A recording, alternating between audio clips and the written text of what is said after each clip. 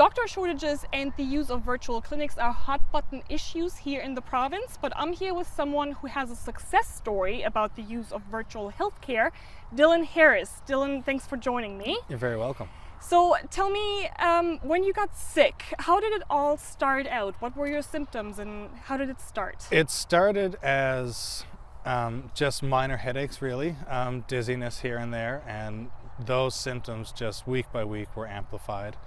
I had been to the hospital a couple of times seeking care as they got to a point where if I would bend over, I would be passing out. And that's really when I was seeking any option to figure out what these symptoms were. It was a lot of cranial pressure and a lot of dizziness. So tell me a little bit more about that journey of how exactly you got the diagnosis after and then the treatment, because I understand it was a little bit of a process. It was a definite process for sure.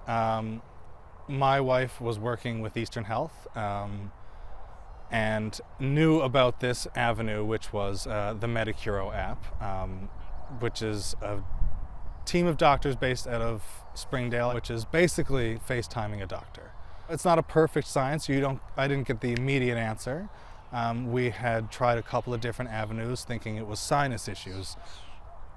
Towards the end of the summer, seasons are changing. It's a highly possible thing. So I was prescribed some steroid nasal sprays. A mild one at first, didn't really do anything, of course. Prescribed a more intense one, and within days of starting that medication, I had been hospitalized. So I attribute I believe, like that steroid enhancing everything else that was wrong because the symptoms were multiplied intensely. And I think I started this steroid Wednesday and was hospitalized Friday.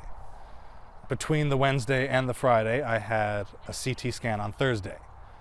And Dr. Young called me that night with the news that in fact wasn't a sinus issue and that there is a mass there that we are going to schedule an MRI for the following Monday. I took the news, I guess, extremely poorly. I was just very shocked, very upset. I was on the phone with the nurse making the appointment for the MRI and just gone. I blacked out. I hit the wall, I hit the floor.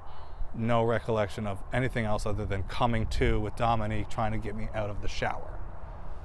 And then we were headed to the hospital.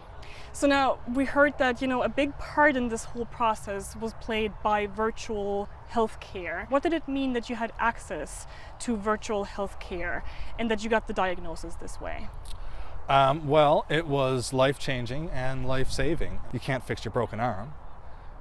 It's not like a step-by-step YouTube video, but certain cases, including my case, which maybe not every doctor would be able to do. I don't know, maybe I got lucky, but it was life-saving and life-altering for sure. So, and now where are you today? How are you doing and what are your next steps? Recovery took a while. It was over the course of Christmas and the less desirable months to be here. I was pretty immobile for quite some time, just trying to wrap my brain around what happened and get back on my feet again. Thank you very much for sharing your story today, Dylan. Thank you so much for meeting with me.